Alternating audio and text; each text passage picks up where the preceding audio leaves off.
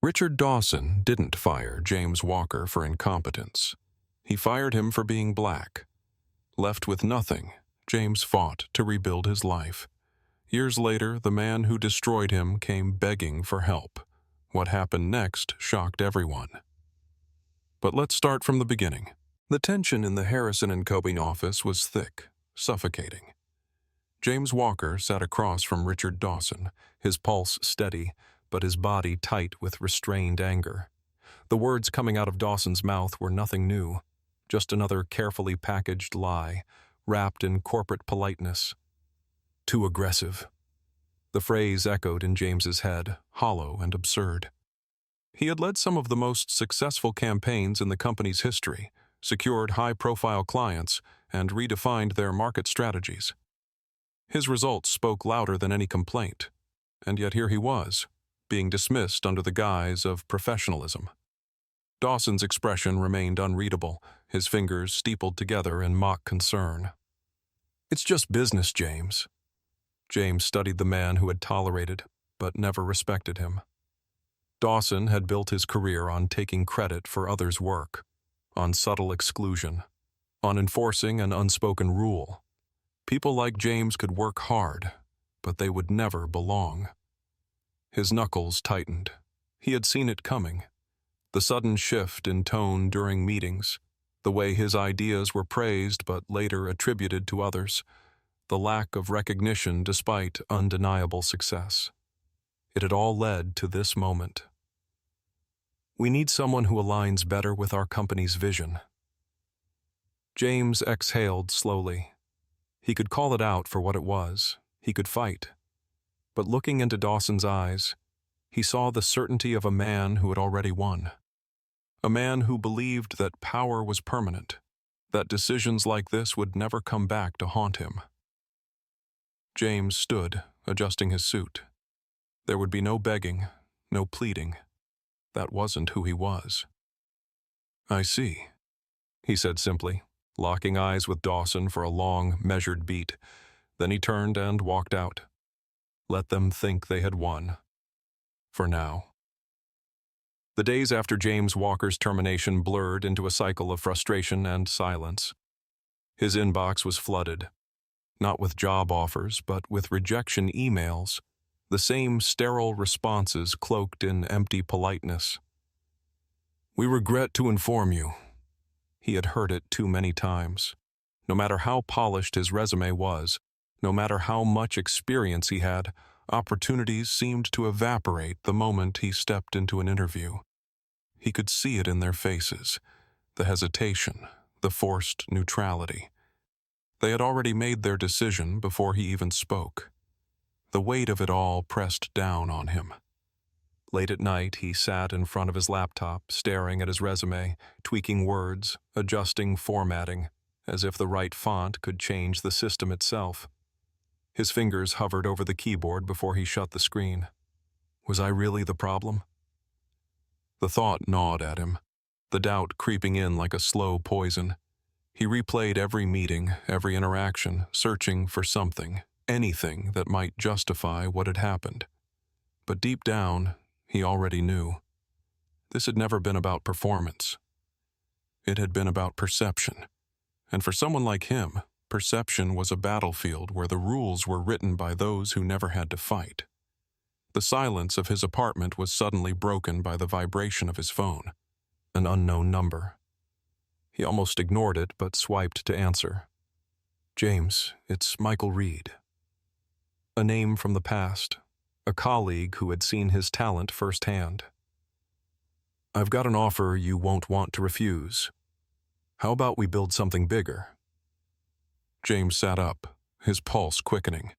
Michael had left Harrison and Company to start his own firm. He knew James's value. He didn't just see potential. He believed in it. For years, James had poured his energy into someone else's success. Maybe it was time to create his own. A spark of something long buried flickered inside him. This wasn't defeat. This was the beginning of something new. James attacked his new venture with the same drive that had once made Harrison and Company millions. Except this time, he was building something for himself. Vanguard Strategies was more than just a marketing firm.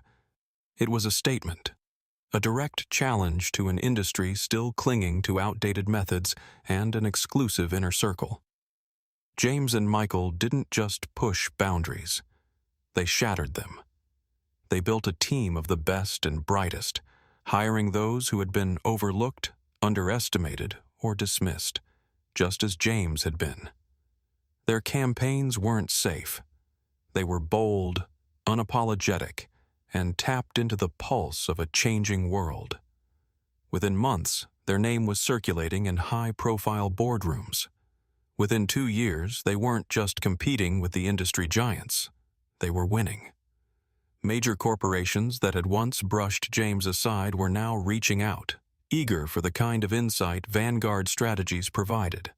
Their firm wasn't just another agency, it was the future. One afternoon, as James wrapped up a strategy session, his assistant knocked on the door. She handed him a client request, her expression unreadable. "You might want to see this one yourself." James took the folder and flipped it open. The company logo at the top of the page made him pause. Harrison & Co. His lips parted in disbelief, and then he laughed. A slow, deep laugh that rumbled from his chest. It was almost poetic. 2 years ago, they had thrown him away without a second thought. Now they were bleeding clients, struggling to stay relevant in a market that had outgrown them. And in a desperate attempt to salvage what remained, they had reached out to the very man they had dismissed. James leaned back in his chair, tapping a finger against the folder. Richard Dawson had spent years making sure he never rose too high. Now the balance had shifted. James didn't just have a seat at the table. He was the one setting the terms. His smile widened. "Set up a meeting," he said, his voice calm, steady. It was time for Richard Dawson to see exactly how wrong he had been. James stepped through the towering glass doors of Harrison & Company, the same company that had once cast him aside without hesitation. But this time, he wasn't here as an employee, hoping to prove his worth. He was here as the man who could decide their fate. The receptionist, the same one who used to barely acknowledge his presence, now straightened in her seat. Her polite yet distant demeanor had been replaced with cautious respect. Word had spread. Vanguard Strategies was no ordinary firm, and James Walker was no ordinary man. As he entered the boardroom, Richard Dawson's expression shifted the moment their eyes met. The arrogant ease he had once exuded was gone, replaced by something more fragile: uncertainty. Dawson stood, forcing a smile that didn't quite reach his eyes.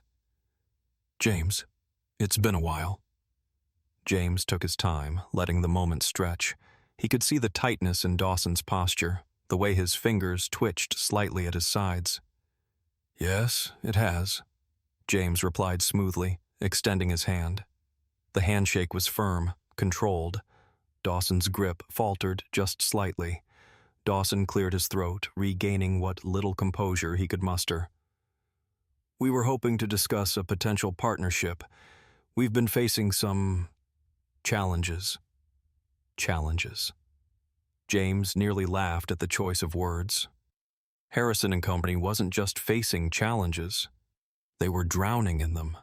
Clients were leaving, their outdated strategies failing to connect with modern audiences. And now, in an ironic twist of fate, they had come to the very man they had deemed unprofessional to save them. James leaned forward, locking eyes with Dawson. "Let me get this straight. You want my expertise now?" The silence in the room was deafening. Dawson shifted uncomfortably, a flicker of frustration crossing his face before he caught himself. He knew exactly what was happening. James had every opportunity to drag this out, to make Dawson beg, to repay every ounce of disrespect he had once endured. He could reject the deal outright, just to watch him squirm. But he didn't need revenge. He had already won. With an easy smile, James straightened, closing the folder in front of him. "We'll see if your company aligns with our vision," he said, his tone cool, deliberate. the same words Dawson had once used to justify firing him. Dawson stiffened. He had no choice but to nod. Justice had been served, and this time, James was the one calling the shots.